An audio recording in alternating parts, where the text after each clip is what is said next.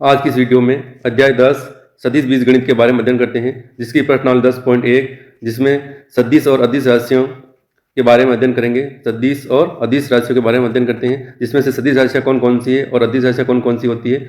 अदिश राशियों में केवल परिमाण होता है, जबकि सदिश राशि में परिमाण तथा दिशा दोनों होती है। तो अदिश राशियाँ जैसे लंबाई, द्रव्यमान, समय, दूरी, गति, क्षेत्रफल, आयतन, तापमान, कार्य, धन, वोल्टता, घनत्व, प्रतिरोधक इत्यादि अदिश राशियां हैं। जबकि सदिश राशियों में परिणाम और दिशा दोनों होती है, इसलिए सदिश राशियों में विस्थापन है, वेग है, त्वरण है, बल है, भार, संवेग, विद्युत क्षेत्र की तीव्रता आदि सदिश राशियां हैं। अदिश और सदिश राशियों में एक दिष्ट रेखा जैसे इस प्रकार की होती है, इसमें ये रेखा इधर की ओर जा रही है, जबकि इसकी दिशा इस प्रकार है। और यहाँ A2 लगा के B तक क्या है, विस्थापन है। तो ये कौन A2 B तक क्या कहलाता है, सदिश कहलाता है। तो ये सदिश है।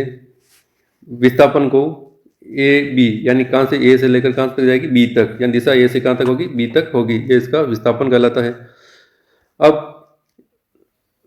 देखो सदिश राशि की परिभाषा क्या है। एक ऐसी राशि जिसमें परिमाण और दिशा दोनों होते हैं सदिश राशि कहलाती है। यानी सदिश राशियों में परिमाण और दिशा दोनों होती है, सदिश राशि कहलाती है। जबकि अदिश राशियों में केवल परिमाण होता है। तो सदिश राशि से ए बी, विस्थापन कहाँ से, ए से बी तक है। तो ये इसको किससे दर्शाएंगे, सदिश ए से दर्शा रहे हैं। यानी बिंदु ए जहाँ से सदिश ए बी प्रारंभ होता है प्रारंभिक बिंदु कहलाता है, और बिंदु बी जहाँ पर सदिश ए बी समाप्त होता है उसे अंतिम बिंदु कहते हैं। यानी प्रारंभिक बिंदु ए, यानी मान लो यहाँ से ए से शुरुआत हुई सदिश की और यहाँ बी है, तो प्रारंभिक बिंदु ए और अंतिम बिंदु क्या है, बी। तो ए प्रारंभिक बिंदु कहलाता है, अंतिम बिंदु बी कहलाता है। इसको सदिश किससे दर्शाएंगे, ए सदिश से दर्शाते हैं। किसी सदिश के प्रारंभिक एवं अंतिम बिंदुओं के बीच की दूरी सदिश का परिमाण कहलाता है। यानी जो लंबाई होती है वो क्या कहलाता है, इसका परिमाण कहलाती है। इसे मापांक ए बी या मापांक ए सदिश के रूप में निर्दिष्ट किया जाता है। तीर का निशान सदिश की दिशा को निरूपित करता है। यानी ये जो तीर का निशान वो किसको निरूपित करेगा, सदिश की दिशा को निरूपित करेगा। क्योंकि लंबाई कभी ऋणात्मक नहीं होती, इसलिए संकेतन में मापांक एक <0 का कोई अर्थ नहीं, यानी इसका मान कभी ऋणात्मक प्राप्त नहीं होगा। क्योंकि यह एक लंबाई है, तो लंबाई हमेशा क्या होती है, धनात्मक होती है। अब ये इस चित्र में मूल बिंदु 0 है, ये बिंदु P है, इसके निर्देशांक x y z है। तब OP बराबर यानी इनके दूरी का सूत्र हो जाए √x² + y² + z²। और ABC की स्थिति सदिश दे रखी, जैसे A सदिश, B सदिश और C सदिश इस चित्र में अलग अलग सदिशों के लिए। अब आते हैं दिक् कोसाइन दिक् अनुपात। तो दिक् कोसाइन को एलिमेंट से दर्शाते हैं। तो L² + M² + N² बराबर कितना होता है, 1 होता है। यानी L बराबर क्या मानते हैं, कोस एल्फा। एल्फा क्या एक्स के साथ बनाया गया कौन है, M है, कोस बीटा, और N है कोस गामा। तो एक्स के साथ बनाया गया कौन, एल्फा। यानी दिक् कोसाइन L बराबर कोस एल्फा, M बराबर कोस बीटा, N बराबर कोस गामा। जिसको कोस एल्फा बराबर x/r और कोस बीटा की जगह y/r, r और n यानी z/r। ठीक है। आर सदिश को इस रूप में लिख सकते हैं xi, यानी आर सदिश बराबर क्या लिख सकते हैं, xi + yj + zk। तो ये आर को इस रूप में लिखा जा सकता है। आगे है सदिशों के प्रकार। सदिश कितने प्रकार के, क्या क्या प्रकार है। तो सदिशों के प्रकार में शून्य सदिश, एक सदिश जिसके प्रारंभिक अंतिम बिंदु संपाती हो, यानी दोनों बिंदु क्या संपाती है, प्रारंभिक अंतिम बिंदु, तो शून्य सदिश कहलाता है। इसे शून्य सदिश के रूप में निर्दिष्ट किया जाता है। शून्य सदिश को कोई निश्चित दिशा प्रदान नहीं की जा सकती, क्योंकि इसका परिमाण क्या है, शून्य होता है। सदिश ए या बी शून्य सदिश को निरूपित करते हैं।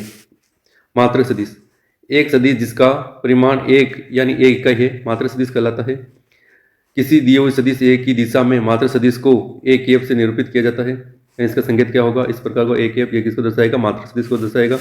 और इसका मान, इसको सदिश ए बटावा मात्रक का मापांक, सदिश ए बटावा सदिश ए का मापांक मात्रक सदिश कहलाता है, एक सदिश कहलाता है। अब सआदिम सदिश, दो या अधिक सदिश जिसका एक ही प्रारंभिक बिंदु है, सआदिम सदिश कहलाता है। यानी दो सदिश है जिनका प्रारंभिक बिंदु एक ही है, सआदिम सदिश कहलाता है। जैसे इस प्रकार का है ये मूल बिंदु, जैसे ये ए सदिश है और ये बी सदिश है। तो यहाँ से ये इस दिशा में और ये इस दिशा में है, तो ये जो बिंदु क्या है, सआदिम सदिश कहलाते हैं, दोनों ए और बी, क्योंकि दोनों एक ही बिंदु से प्रारंभिक बिंदु क्या है, दोनों का एक ही है। अगला है संरेख सदिश, दो या अधिक सदिश यदि एक ही रेखा के समांतर हो तो वे संरेख सदिश कहलाते हैं। संरेख यानी एक ही रेखा के समांतर है तो वो दोनों क्या कहलाएंगे? संरेख सदिश कहलाएंगे। समान सदिश, दो सदिश ए और बी समान सदिश कहलाते हैं यदि उनके परिमाण व दिशा समान है। इनको ए सदिश बराबर बी सदिश के रूप में लिखा जा सकता है, यानी दोनों के परिमाण भी समान है और दिशा भी समान है तो दोनों समान सदिश कहलाते हैं। ऋणात्मक सदिश, एक सदिश का परिमाण दिए हुए सदिश जैसे ए बी मान के समान है परंतु जिसकी दिशा दिए हुए सदिश दिशा क्या है? विपरीत है, तो दिए हुए सदिश का ऋणात्मक कहलाता है। यानी ए बी सदिश है, यदि इसको इस रूप में कर लेते हैं या ऋणात्मक सदिश क्या हो जाएगा? बी ए, दिशा चेंज हो गई, या ए से बी था या बी से ए तक है तो क्या है? बी ए सदिश ए बी का ऋणात्मक कहलाता है। इसे बी ए बराबर माइनस ए बी के रूप में लिखा जा सकता है।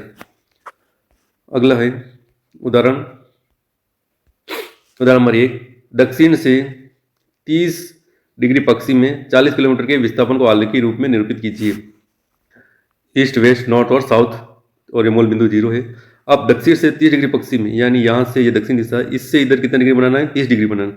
तो यहाँ से यहाँ त्रिकोण कितना है? 30 डिग्री बना लिया। अब विस्थापन यहाँ 40 किलोमीटर तो है, तो अपन ने 10, 20, 30 और 40, तो ये 40 किलोमीटर दूरी को दर्शा रहा है जो कौन सा बिंदु? पी है। तो जो ओ से लेकर पी तक है ये किसको दर्शित कर रहा है?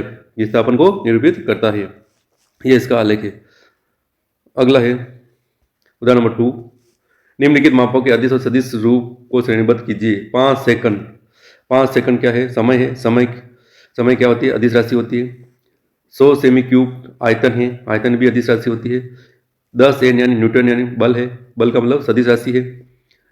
30 किलोमीटर प्रति घंटा ये इसकी गति है तो ये क्या है? अदिश राशि हो गई। और 10 ग्राम प्रति सेमी क्यूब यह घनत्व है, यह भी अदिश राशि है। और 20 मीटर प्रति सेकंड उत्तर की ओर, यहाँ दिशा आ गई इसलिए कौन सा हो गया? यह सदिश राशि है और ये क्या है? वेग को दर्शा रहा है इसलिए सदिश राशि है।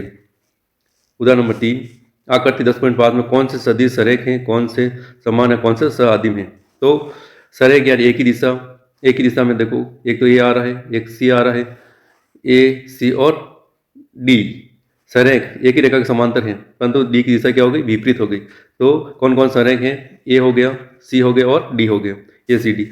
समान सदिश यानी एक ही दिशा में समान परिणाम और समान दिशा, तो कौन कौन से? ए और सी है, तो ए और सी समान सदिश हो गए। सआदिम सदिश यानी एक ही स्थान से प्रारंभ, तो कौन कौन हो रहे हैं? ये सआदिम सदिश हो जाएंगे क्योंकि डी इधर जा रहा है, सी इधर जा रहा है, बी इधर जा रहा है, तो सआदिम सदिश बी सी और डी है। अब प्रश्नावली सवाल हल करते हैं। 10.1 का पहला सवाल है, उत्तर से 30 डिग्री पूर्व में 40 किलोमीटर के विस्थापन का आलेखी निरूपण कीजिए। तो इसको आलेख स्वरूप में उत्तर से 30 डिग्री यानी इस प्रकार, ये मूल बिंदु है 0, ये पूर्व दिशा है, पूर्व दिशा ईस्ट, ये वेस्ट, ये नॉर्थ और ये साउथ। अब यहाँ से ये उत्तर दिशा, उससे कितने डिग्री कोण बना रहा है? 30 डिग्री कोण बना रहा है।